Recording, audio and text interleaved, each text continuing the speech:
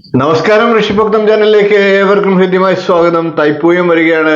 തൈപ്പൂയ ദിവസം പല കാര്യങ്ങൾക്കും നമുക്ക് പ്രയോജനപ്പെടുത്താവുന്നതാണ്. വിശേഷ ദിനങ്ങളിൽ പ്രത്യേക പ്രാർത്ഥനയിലൂടെ നമുക്ക് ദോഷപരിഹാരങ്ങളെയൊക്കെ ചെയ്യാനായിട്ട് സാധിക്കും. ഓരോ സമയത്തിനനുസരിച്ചുള്ള ഗ്രഹദോഷങ്ങളെയും ജാതകാലുള്ള ദോഷങ്ങളെയും ഒക്കെ ഇത്തരത്തിൽ വിശേഷ ദിവസങ്ങളിൽ വ്രതത്തിലൂടെയും പ്രത്യേക പ്രാർത്ഥനയിലൂടെയും നമുക്ക് പരിഹാരം ഉണ്ടാക്കാനായിട്ട് സാധിക്കും. അത്തരത്തിൽ വളരെ പ്രധാനപ്പെട്ട ഒരു ദിവസമാണ് തൈപ്പൂയ ദിവസം. ഈ ജനുവരി 26 തൈപ്പൂയമാണ്. സുബ്രഹ്മണ്യ പ്രീതിക്കുള്ള ഏറ്റവും വലിയ അവസരമാണ് തൈപ്പൂയ ദിവസത്തെ പ്രത്യേക പ്രാർത്ഥന. നമ്മുടെ മലയാളത്തിലെ മകരമാസത്തെയാണ് തമിഴിൽ തൈപ്പൂയ മാസം എന്ന് പറയുന്നത്. ഏതാണ്ട് അതിനടുത്ത ദിവസങ്ങളാണ് തൈപ്പൂയ മാസത്തിലും വരുന്നത്. തൈമാസം എന്നാണ് തമിഴിൽ പേര്. മകരത്തിലാണ് ഉത്തരായനം ആരംഭിക്കുന്നത്. ചൊവ്വാദോഷം പരിഹരിക്കാനായിട്ട് തൈപ്പൂയ ദിവസം വിശേഷ മന്ത്രങ്ങളെ ചൊല്ലുന്നത് ദോഷപരിഹാരത്തെ നൽകും. ശിവഭഗവാനും തൈപ്പൂയ ദിവസത്തിൽ പ്രാധാന്യമുണ്ട്. വ്യാഘ്രപാദ മഹർഷിക്കും പതഞ്ജലി മഹർഷിക്കുമൊക്കെ ശിവഭഗവാൻ ദർശനം നൽകിയ ദിവസമാണ് തൈപ്പൂയം. തൈമാസത്തിലെ പൂയത്തിനാണ് തൈപ്പൂയം എന്ന് പറയുന്നത്. പൗർണമിയും പൂയവും ചേർന്ന് ഒന്നിച്ചു വരുന്നുണ്ട്. ചിദംബരം പോലെയുള്ള പ്രശസ്തമായ ക്ഷേത്രങ്ങളിൽ തൈപ്പൂയ ദിവസം വിശേഷാൽ പൂജകളുണ്ട്. ചൊവ്വാദോഷങ്ങളൊക്കെ ജാതകത്തിലുള്ള ചൊവ്വാദോഷങ്ങളെ പരിഹരിക്കാനും തൈപ്പൂയത്തിൽ സുബ്രഹ്മണ്യ പ്രീതി വരുത്തുന്നത് ഉത്തമമാണ്. എല്ലാവിധ ദുഃഖങ്ങളും ദുരിതങ്ങളും ഒക്കെ ഇല്ലാതാക്കാനും ശാന്തിയും സന്തോഷവും ജീവിതത്തിൽ സൃഷ്ടിക്കാനും ഒക്കെ എല്ലാ വ്യക്തികൾക്കും തൈപ്പൂയ ദിവസം പ്രത്യേക സുബ്രഹ്മണ്യ മന്ത്രങ്ങളെ ചൊല്ലിക്കൊണ്ട് സാധ്യമാകും.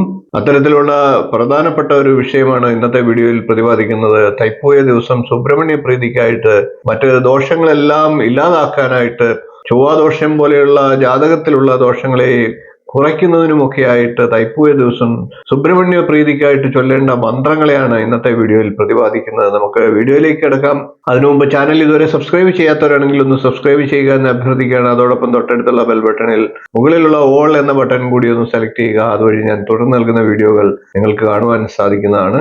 നമുക്ക് ആദ്യം സുബ്രഹ്മണ്യ മൂലമന്ത്രം ജപിക്കാം. ഓം വജദ്ഭുവേ നമ എന്നാണ് സുബ്രഹ്മണ്യ മൂലമന്ത്രം. മൂലമന്ത്രങ്ങളൊക്കെ ഗുരുപദേശപ്രകാരമാണ് ജപിക്കേണ്ടത് എന്നൊരു പക്ഷമുണ്ട്. അതേപോലെ തന്നെ ഗുരു ഉപദേശമില്ലാത്തവർക്കും ശിവഭഗവാനെ ഗുരുവായി സ്മരിച്ചുകൊണ്ട് തെറ്റില്ലാതെ ജപിക്കാൻ സാധിക്കുമെങ്കിൽ ജപിക്കാം എന്നൊരു പക്ഷവുമുണ്ട്. സുബ്രഹ്മണ്യ മൂലമന്ത്രത്തെ ഒന്നുകൂടെ നമുക്കൊന്ന് നോക്കാം. ഓം വജദ്ഭുവേ നമഃ. ഓം വജദ്ഭുവേ നമഃ എന്നാണ്. ഈ മൂലമന്ത്രത്തെ തൈപ്പൂയ ദിവസം 108 പ്രാവശ്യം ജപിക്കുന്നത് ഗുണഫലത്തെ നമുക്ക് നൽകും. മൂലമന്ത്രത്തെ ഗുരുപദേശപ്രകാരം ലഭിക്കാത്തവർ, മൂലമന്ത്രം ജപിക്കാൻ ഗുരുപദേശമില്ലാത്തത് കൊണ്ട് തന്നെ ജപിക്കാൻ മടി കാണിക്കുന്നവർ, അല്ലെങ്കിൽ അത് വേണ്ട എന്ന് നനയ്ക്കുന്നവർ, അവർക്ക് ചൊല്ലാൻ പറ്റിയ സുബ്രഹ്മണ്യ മന്ത്രമാണ് സുബ്രഹ്മണ്യരായം എന്നുള്ളത്. ഓം ശരവണഭവ എന്നാണ് സുബ്രഹ്മണ്യരായം. മൂലമന്ത്രം ജപിക്കാത്തവർക്ക് ഓം ശരവണഭവ എന്ന മന്ത്രത്തെ ജപിക്കാവുന്നതാണ്.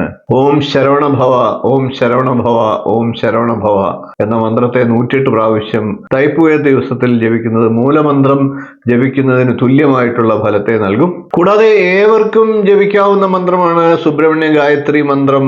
ഇത് മുമ്പൊരിക്കൽ ഞാൻ വീഡിയോ പരിചയപ്പെടുത്തിയിട്ടുണ്ട്. സുബ്രഹ്മണ്യ ഗായത്രി മന്ത്രത്തെ കൂടി നമുക്ക് ഇപ്പോൾ ഒന്ന് പരിചയപ്പെടാം.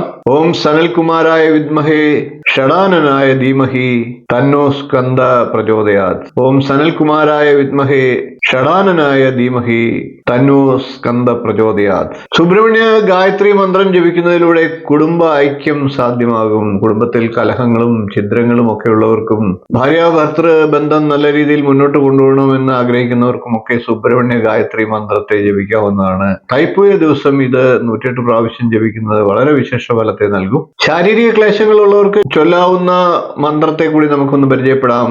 ഓം അഗ്നികുമാര സംഭവായ അമൃതമയൂര വാഹനാരൂഢായ ശരവണ സംഭവ വല്ലീശ സുബ്രഹ്മണ്യായ നമഃ.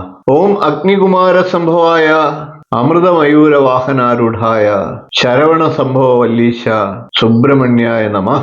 ഓം അഗ്നികുമാര സംഭവായ അമൃതമയൂര വാഹനാരൂഢായ ശരവണ സംഭവ വല്ലീശ സുബ്രഹ്മണ്യായ നമഃ. ഇനി നമുക്ക് വിദ്യാർത്ഥികൾക്ക് തൈപ്പൂയ ദിവസം ചൊല്ലേണ്ട മന്ത്രം കൂടി പരിചയപ്പെടാം.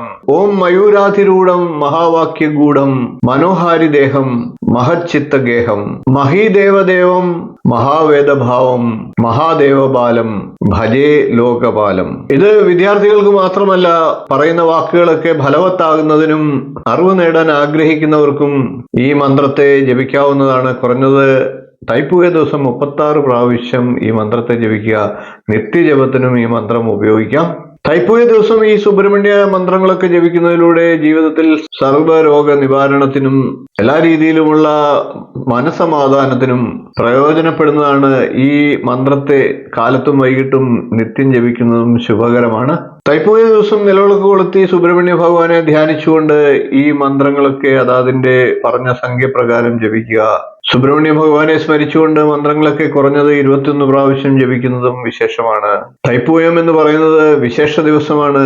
അതുകൊണ്ട് തന്നെ അന്നേ ദിവസം ചൊല്ലുന്ന മന്ത്രങ്ങൾ കൂടുതൽ ഫലപ്രദമാണ്. എല്ലാവരും ആ ദിവസത്തിന്റെ പ്രാധാന്യത്തെ പ്രയോജനപ്പെടുത്തുക, മന്ത്രത്തെ ചൊല്ലുക എന്ന് പറഞ്ഞുകൊണ്ട് ഇന്നത്തെ വീഡിയോ നിർത്തുകയാണ്. വീഡിയോ ഇഷ്ടപ്പെട്ടുവെങ്കിൽ ഒന്ന് ലൈക്ക് ചെയ്യുക, ഷെയർ ചെയ്ത് മറ്റുള്ളവർക്കും ഈ അറിവ് നൽകുക. ചാനൽ ഒന്ന് സബ്സ്ക്രൈബ് ചെയ്യുക, നിങ്ങളുടെ അഭിപ്രായം കമന്റായിട്ട് അറിയിക്കുക. അടുത്ത ദിവസം നമുക്ക് മറ്റൊരു വീഡിയോയുമായി വീണ്ടും കാണാം. നന്ദി, നമസ്കാരം, ശുഭദിനം.